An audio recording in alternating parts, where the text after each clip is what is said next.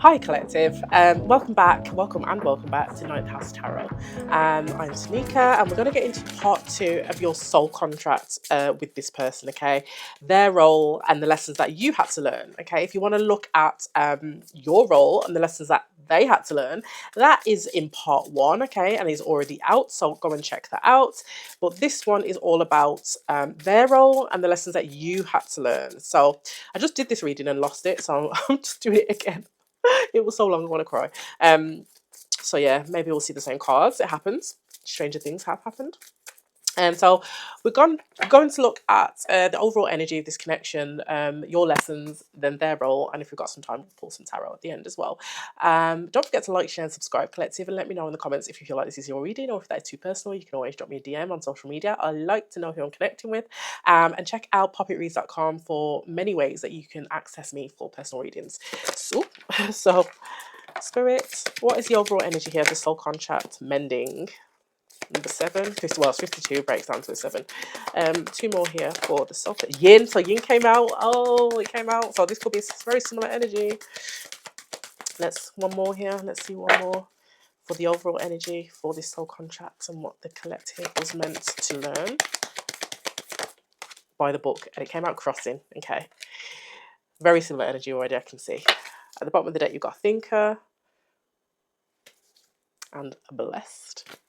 Okay, so the first card out was mending. Don't know why I'm showing it over there. There you go. So mending is all about literally what it says, making up, making amends. Number 52. Let's see. Is that right at the end? So it's all about forgiveness, making amends, healing after arguments.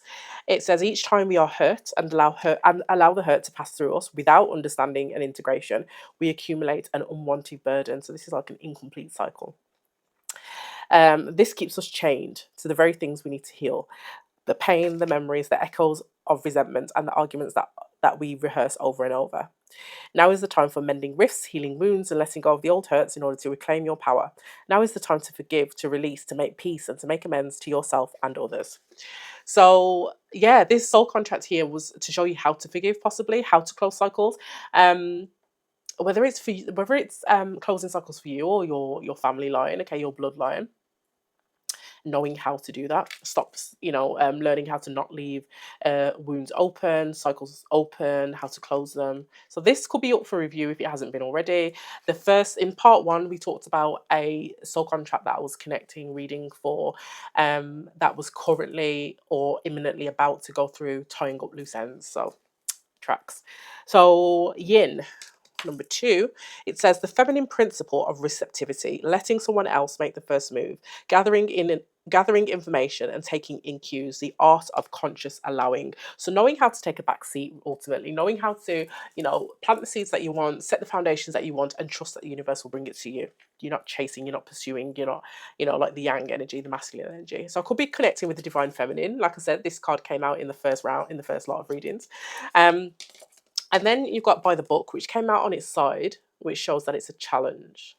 So by the book as a challenge, I could be talking to someone who found it difficult or was finding it difficult to do things the right way or do things according to the laws of the universe, because that's what by the book is all about. And this soul contract was here to show you how to do that, how to do things the right way, how to manifest in the right way, whatever it is for you. It says abiding by social rules, conformity, respecting cultural or family customs on universal laws. So the universe works within a structure of divine laws and principles that provides a framework for human experience and evolution. Such principles create perfect order and operate with a kind of precision beyond human understanding. Even revolution has its place in universal law. Human beings, in turn, have their own laws and customs that vary from culture to culture and family to family. Laws keep social order and govern behaviour, reflecting an instinctive understanding that harmony is important. This is a time to learn these laws and conform to them rather than being the rebel and flouting them. When this card appears, submit to structure and follow the rules even if they seem to make no sense. Release resistance. And in the reverse, what it would be is now is the time for real change in consciousness as you are incited to revolt. So this could have been somebody who really didn't know when to be a rebel and really when to conform. And this soul contract was showing you when to do both. It was teaching you life, basically the universal laws, because it was kind of upside down for you. You weren't unsure, you weren't leading with any intuition, you weren't leading with any spiritual insight. You were just kind of just going through life doing whatever it is, and often not doing it right. So that could be like the laws of attraction, the laws of manifestation, isn't it? The laws of, what else did we have? Laws of karma, the laws of compensation, the law of nature, law of thought, etc. It says, challenge the structures that are limiting authentic progress. It's not enough to rebel in small ways. This is a call to revolution. Focus on what you really want to achieve, regardless of whether it feels so far outside the box that the established order may reject it. Genius, invention, and transformation are rarely comfortable and less likely to be accepted by the mainstream. It may be time for you to say no to the way of your group, take a stand, and make real changes. It could be that the structure of your inner world is alerting you to the need for a complete overhaul. This is a time for transformation, so let go of your fear of change. Your intuition will lead you through the darkness. There is no turning back now. Trust that the light will dawn. Epiphanies will surely lead to miracles. So I feel like both halves of this soul contract were really finding it challenging to ultimately make things happen for themselves, knowing when to follow the laws, universal laws, and knowing when to flout them. And there's a time for both here with by the book crossing. This was a lesson on how to mend that understanding, okay, to apply some thought and reflection to what it is that you want, what it is that you're trying to manifest or co-create, and being standing in your authenticity when trying to make them happen. The yin card is all about, it's again, that is a law, isn't it? The law of yin and yang, reciprocity, receptivity, and yang energy, which is taking action, pursuing something. That is a law itself. So for the divine feminines that I'm connecting with, or I could be connecting with divine masculines, and really this is talking about your divine feminine energy. But both, whoever I'm talking to, this soul contract was all about how to tap into that more, how to mend that. The laws here around receptivity, the laws around that divine feminine energy, how to step into that divine feminine energy for you. That could be vulnerability, that could be nurturing, that could be like I said, receptivity. There's something there that needed to be mended because it was a bit upside down, I'm seeing. So energy, no, spirit message. Tell me, can you get a spirit message here for the soul contract that I am reading for today? So the card that came out earlier, the cards were caregiver and take a moment and another one. Can't remember. So what is the spirit messages here for this soul contract spirit? Animal kingdom. Animals of all types are extraordinary creatures and miraculous gifts to us. They've been our spiritual companions since the dawn of time. At this moment, they have lessons to share with you that will open up your heart and soul. So there could have been an animal on this journey with you. Maybe it could be one that's passed over. It could be one in this current 3D world. Take it as it resonates. But they have been supporting you on this journey as well. Tell me more about Spirit. Just ask. There are many here in the spirit world that can assist you at this time. You are made up of the divine source, your loved ones, friends and guides, angels and spirit helpers who are wanting to assist you. We are your spiritual team, and all you have to do is ask for help and guidance. So this soul contract was here to teach you both how to tap into your spiritual side, okay, and work with the universe, work with your spirit guides in order to, make things happen, and knowing how to ask for support as well. Oh wow, that flew out. Love. Love is the foundation of your experience, and you are just as worthy of receiving as you are of giving love and compassion. While love can be a beautiful emotion, it is equally a form of energy that propels you through life. Okay. So this could be about receiving love, how to receive love, how to receive support, whatever it is for you. Okay. So let's look at the lessons here that the collective was meant to learn from this soul contract. What were the lessons here that the collective needed to learn from this soul contract? What were their lessons? What were the lessons here that the collective needed to learn from this soul contract? Oh, wow. Cibation, purify, cleanse and release. How interesting. So I didn't get this card that came out first. I think it was Nodes of the Moon, which is clear, align and release. So very similar. Never seen that card before, but we've got two stalks here. So we've got a big stalk and a little stalk, and a fish in the mouth. This could be like purifying, cleansing, and releasing your ancestral line, or cycles, not just in your lifetime, but in the lifetime of people that came before you. The Adam, dark divine father of creation. How interesting. And tell me, give me one more, Spirit, about the lessons here, the collective that I'm connecting with in regards to this soul contract.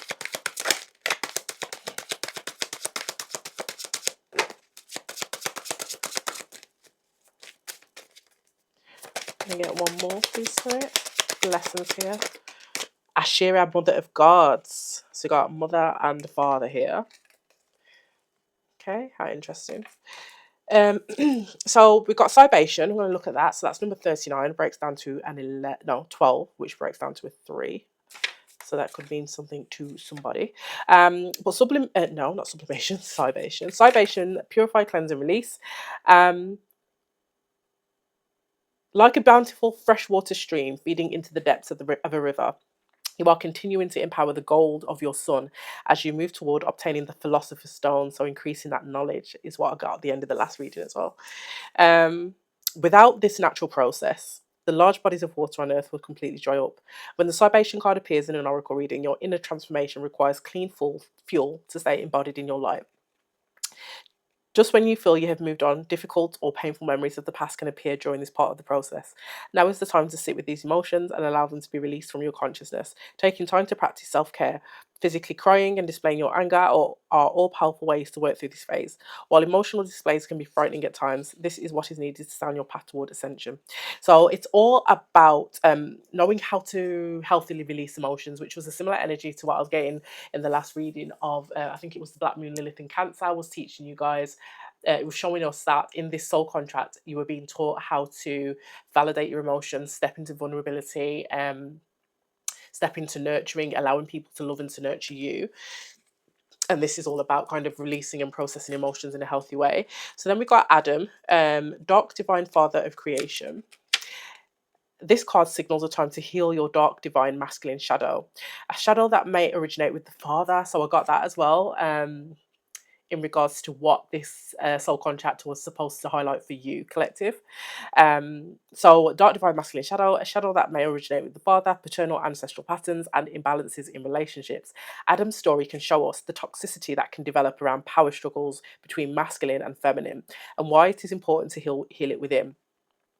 This raises the example of what not to do and encourages you to release toxic masculinity that has held you back in your life. Adam was the first man and counterpart to both Lilith and Eve. So in both biblical myths, he is portrayed as the defenseless man who just wanted submission from Lilith. He was then tempted into sin by Eve, who bit into the forbidden apple from the tree of knowledge of good and evil. Both stories teach us that women who don't submit to their husbands are evil, and that if they are not controlled, they will tempt their husbands into sin. Masculine energy as a concept is used in occult teachings to describe efficiency, competition, and action. Feminine energy is associated with emotions, the senses, and feeling. Everyone has a level of masculine energy within them, no matter their gender identity, and you can gain an understanding of your masculine energy in your birth chart by looking at the zodiac signs most present in your chart. The masculine signs of the zodiac are represented by the air and fire signs, and the feminine by the water and earth signs. So, stand in your power through supporting and harmonizing with others. You are transmuting your dark divine masculine power into light. So, there is an aspect of healing the divine masculine energy that is within you. So, this could be like a father wound, okay, or this could be toxic masculinity, just how you view masculinity in your own life, how you experience it in your own life, okay, for the divine masculines out there. So the third card we got, Ashira, mother of gods. So that is all about a divine feminine goddess, a mother of the gods, whom the ancients worshipped as the queen of heaven. Consider matters involving the mother, home, and your family tree. So the mother was also present in the Cancer energy. It came up a lot. It came up about 5 times across tarot and oracle decks. So there's a mother wound aspect here, or a relationship with a mother that is significant about this soul contract. Not everyone has a nurturing and healthy experience with maternal energy in their life. So if this applies, the shadows around this can feel difficult. Issues of fertility and children can arise. It's time to face what has been hiding beneath the surface. You also can be changing your home, renovating, or taking part in ancestral healing. Ashera was an ancient Semitic goddess who was the queen consort of the supreme god El and fertile mother of 70 gods. She was worshipped alongside El, but ultimately her presence led to suppression when patriarchy based monotheism took hold. Ashera is another example of how powerful dark divine feminine figures have been demonized by male dominated religious patriarchy. She was considered evil, a false god that one should not worship in fear of punishment. Even the demonized Queen Jezebel worshipped Ashera, having dedicated pagan rituals and ceremonies to the goddess. Not only was she a goddess and a deity, but Ashera was also the name for sacred ceremonial poles or trees used on ancient pagan altars. It is theorized that they were used to worship and venerate the goddess. These Ashera poles were typically used in pagan practices, but were later banned and demonized by the religious patriarchy. It says, "Nurture yourself, heal, and tap into the wisdom of the supreme goddess." So there could be a difficult matriarch relationship that either it looks like that. That you experience, collective, also a father wound. And there's something about both of these wounds that are possibly ancestral cycles of generational cycles here. So your lesson was knowing how to purify, cleanse, and release these wounds, okay? And that's what this connection was doing for you. So we're going to look at the other person, their role. Their role, how it affected, how it kind of ties into your lessons, really. So what was the role here of the other person in this soul contract with the collective?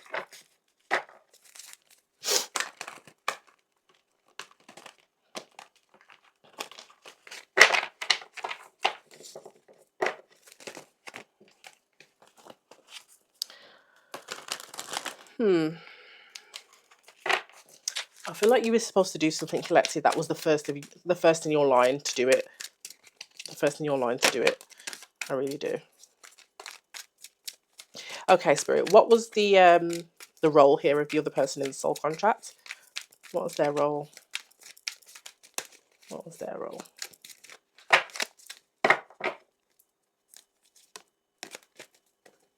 This is a really difficult deck to hold. What was their role?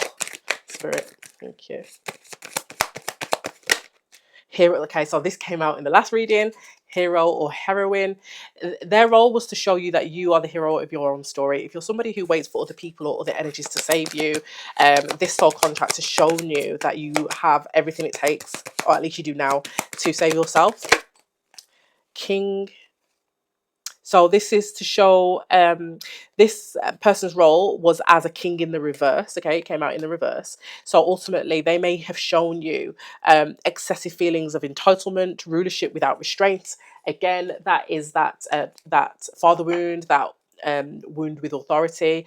They may have been quite tyrannical, or appeared to be, a strong divine masculine, but actually the way that it actually translated to you was they were actually, a bit broken themselves, and that they showed you what you didn't want in a king. Okay,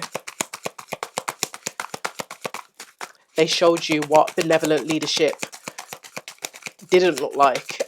They showed you how somebody truly leads others in a healthy way.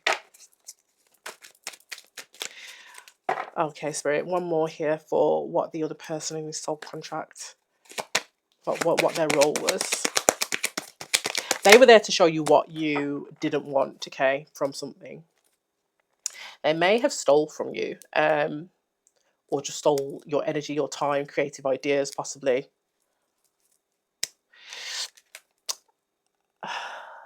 Yeah, they definitely, you feel like they stole your energy or stole energy from you, like an energy vampire, but or like somebody who wastes your time, that kind of theft, or stole your heart as well. There's a little heart on that. The last card to come out was Child Divine. What their role was to you. They may have really presented as somebody who was a bit naive or a bit childlike, or somebody who showed you that they, as strong as they portrayed themselves to be, they actually had an inability to defend themselves against, or stand up for themselves against, things in their own life. They couldn't gain control or stand up for themselves in things in their own life. They showed you that actually, like I said, this person or this energy was not what you thought, or that this person or this energy is not what you want. This is something that you don't want. Um, yeah, child divine. So presenting, you know, you may have seen them as a king, but really what they were, it was a king in the reverse, and quite naive or quite childlike in some way. Really an inability to really sort their own life out in some way or protect themselves. You know, how are they going to protect you? As a, you know, if you are the divine feminine, how are they going to protect you? If you're the divine masculine, how are they going to be a good partner for you? How are you both going to complement each other's attributes here? I don't think this person could have, and I feel like they showed you what you didn't want in a partner or a situation. Let's get some tarot. Okay, Spirit. So we're going to look at both your energies in terms of collective. We're going to look at your role, sorry, your lesson here and their role separately. Okay, so Spirit, can you show me the lesson here for the collective in this soul contract? I'm not going to take it, but the Fool did come out in the reverse. So the lesson was knowing when to take, when to not be reckless and take reckless risks. Oh dear, that might resonate for someone. Okay, so for the collective, Spirit, what was their lesson here in this soul contract? The Chariot card and the Star card. So your lesson here was knowing that actually you can get victory and success. There is something that you can heal. You have direct control over to heal. There was an element here that was needed of self-discipline and willpower in order to become more balanced, but also know that you have the ability to make things happen, to heal your love line, your bloodline, to overcome some kind of obstacle that you have experienced in your life or your ancestors have experienced in their life. That you had the healing energy, you had the ability to rejuvenate, to heal um something. Tell me more here about the lesson. The Two of Swords. Why is the Two of Swords here? The Moon card crossing. So it's about moving, even though moving and making decisions even though you can't really see the outcome. It's like trusting, having faith here, and that's what the Star card as well is. It's having faith, trusting things and making decisions where you don't automatically see the outcome here. You don't know how it's going to go, but trusting it. It was strengthening your connection to the universe, to spirit. Tell me more about the lessons here. The Knight of Swords. You may be somebody who likes to rush into things. This is Gemini energy, but we do also have Pisces and Aquarius and Cancer here as well, and Pisces at the bottom of the deck. But with the Knight of Swords, you may have really been really impulsive. Really just somebody, you could be somebody who seizes the moment, but I'm really not getting that energy. I'm getting more in the energy of somebody who was just rushing. You just rushed through life, rushed through decisions. You didn't really give it any real thoughts. Rash behavior is what I'm getting. Page of Pentacles, yeah. When you saw an opportunity, I guess you did seize it. Tell me more about this Page of Pentacles and the Knight of Swords. Why is this a lesson? Yeah, and the lesson is to stop being so hasty. Apply some moderation, some patience. Not making decisions out of an energy of either desperation, not considering things all the way through. And the Ace of Cups at the bottom of the deck, especially possibly when it comes to love. And show me the energy here of the person that they're the other person in the soul contract and their role. Ooh, oh dear, my phone. Show me the energy here of the other person's role in the soul contract. What was their role, Spirit? What was the other person's role in this soul contract? The Tower at the bottom of the deck. What was their role in this soul contract? Devil card came out again in the Seven of Swords. Oh my gosh. With the Seven of Pentacles, you got 7 and the Devil, which is 6, and then 7 of Pentacles. So let me show you. Let's cover those people there. So 2 sevens. I'm sorry, not 2 sevens. 7 of Swords, Devil card. So the 7 of Swords is like the lower energy of the Devil card, but then the Devil card is here as well. So their role was to show you what deception looked like, possibly through leading someone on, possibly with the Seven of Pentacles. This is somebody who's waiting for things to come to fruition, for things to pay off. And with the Seven of Swords and the Devil card, this is deception and lies, deceit. So this was probably to bring you some clarity. Oh, my throat's dry. What? Got the fan on and the air's dry now. So with the Seven of Swords, they showed you deceit. They were really cunning, I would say, and out deceptive. And the Seven of Pentacles is really here about.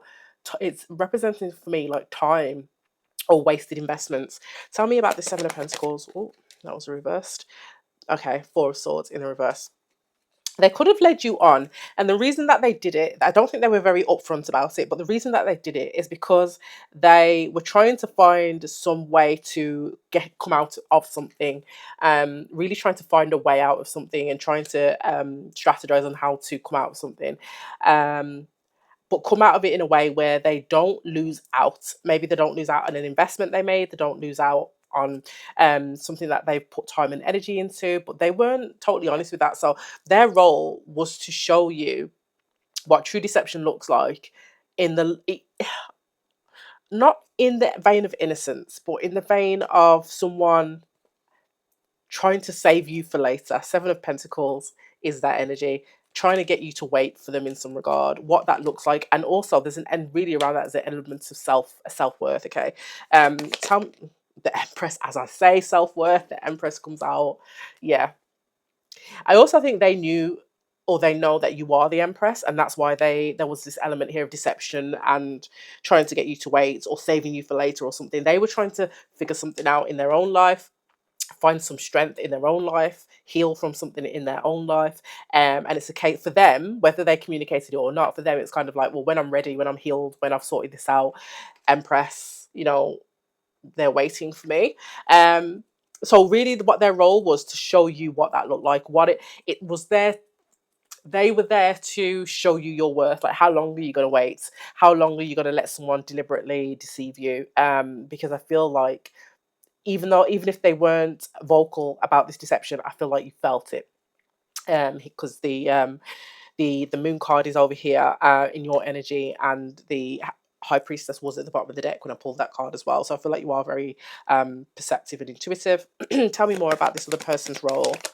The Fool card, the Six of Cups crossing, and the Two of Wands crossing. Yeah, again, this person was their lesson to you. Their role was to show you that they had the ability to make some kind of decision. They had the capacity to make some kind of decision around the connection, which path to go with. I feel like they made a decision, possibly with another soulmate of theirs, but it didn't. It came out crossing. So this is an energy of somebody taking a leap of faith here. And with the Six of Cups and the Two of Wands crossing, this is possibly somebody who took a risk by not making a decision, took a risk by lack of decision making, lack of information around a soulmate connection. Yeah, this is someone who they're not choosing you, but they're not choosing you. So I really feel like there's a lesson here around self-worth, value, how quickly you are to trust in someone, believe in someone, or move forward with someone. You need lessons here around you needing to slow down. We've got the Empress energy here, and then we've got a Page of Pentacles. So this is an energy of recognizing when somebody is offering you the bare minimum. Page of Pentacles could be breadcrumbing as well. Yeah, let's get some more. What is the advice here for the collective with this soul contract? What is the advice here for the collective when it comes to the soul contract? Six of Swords and the Tower. Okay, Six of Swords in the Tower. It did come out on its side as well. So there could be some kind of tower moment that's happening that's going to trigger whether you walk away from something or not. Like, it's going to cause you to be in a bit of feeling a bit stuck around it. What is this tower moment? The Sun card and the Two of Cups. Yeah, so there could be some clarity that you're coming into, realization. It could be communication. That's the tarot card. It could also be like a light bulb moment, and it's going to cause you to feel a bit stuck in regards to, what do I move on from this, or do I stay where I am with this? Okay, yeah. Tell me more about this advice for the collective. Three of Swords. Okay. So I feel like either way, whatever decision you make to move forward or to stay, it will be hard. Why is the Three of Swords here? The Seven of Wands and the Eight of Swords reversed.